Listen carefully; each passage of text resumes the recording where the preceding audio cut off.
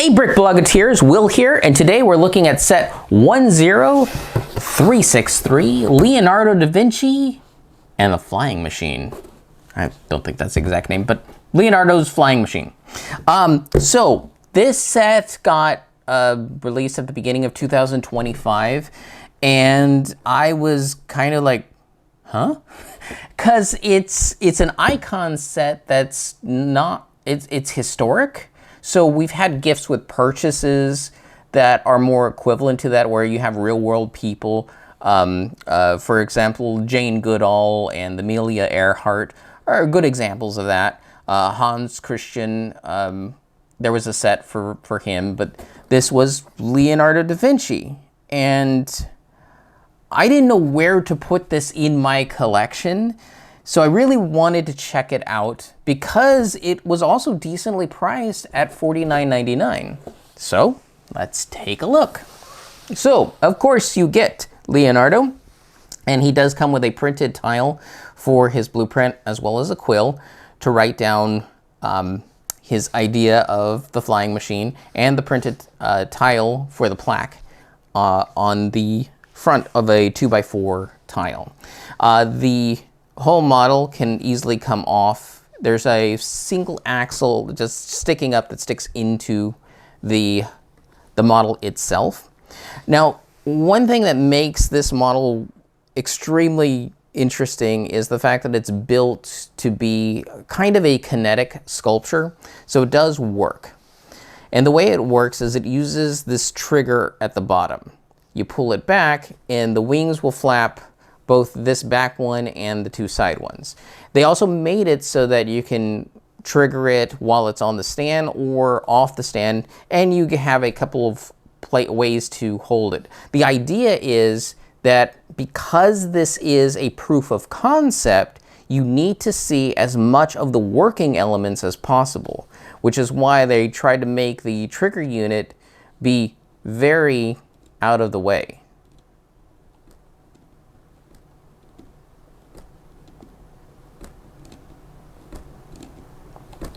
Now, we talked briefly in the article about how this all works. You have a couple of tension mechanisms underneath the back wing. Is a rubber piece that's down here that basically just gets squashed, and it allows resistance to push this wing back up.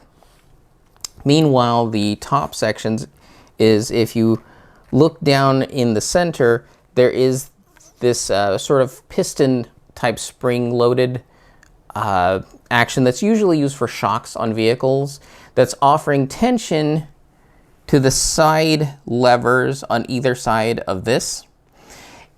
It's extremely interesting on how they got all this to work, because this whole spring-loaded mechanism is what's pushing the wings up. Now, if you're trying to push it from this lever, it becomes it's okay, but there's a lot of tension on it. And they wanted to make this as easy as possible. However, you're also controlling two wings. So the way they did it is they used mechanisms. First, this here at the top of the wings on either side are strings. This is what actually is pulling the wings down. These ropes go down to pulleys, which further help alleviate the pressure. And since it's happening on both sides, you're basically distributing the weight, having more purchase power, or pressure to apply. Then, when it comes to operating the axle that's actually behind here, this is actually acting as a lever, which giving you more leverage in applying pressure, because if all this was not here and it was just the little axle, you couldn't even turn it with your hand because the spring was adding so much tension to that component.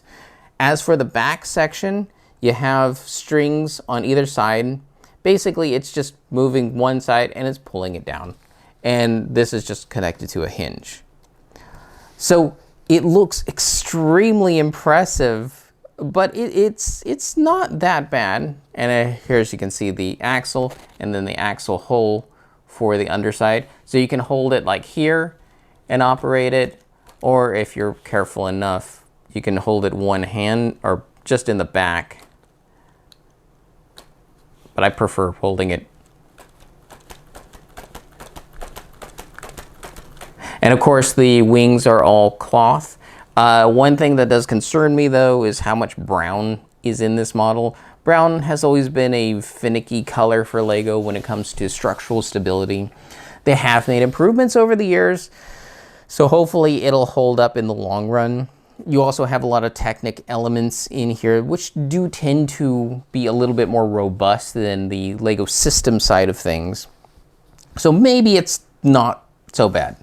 But again, I think for $50, this is a fantastic builder set, because since this whole model is made to be a proof of concept, there's no place to stick a minifigure and pretend it's a flying machine, really. It's made to showcase the mechanism. So therefore, that's why the building aspect is so great. You do get the minifigure of Leonardo, so that's interesting, but it's also scaled so large that you can't just plop it in a city and say, oh, well, this is the Leonardo da Vinci exhibit. I mean, maybe if you have a really giant park scene and set this up, maybe. So it's going to be a tough thing to fit into your own collection. Historians probably will get a kick out of this. Builders, like I said, very great set. It's good price. It's just, I don't exactly know who this is for. So again, that's 10363 Leonardo's Flying Machine.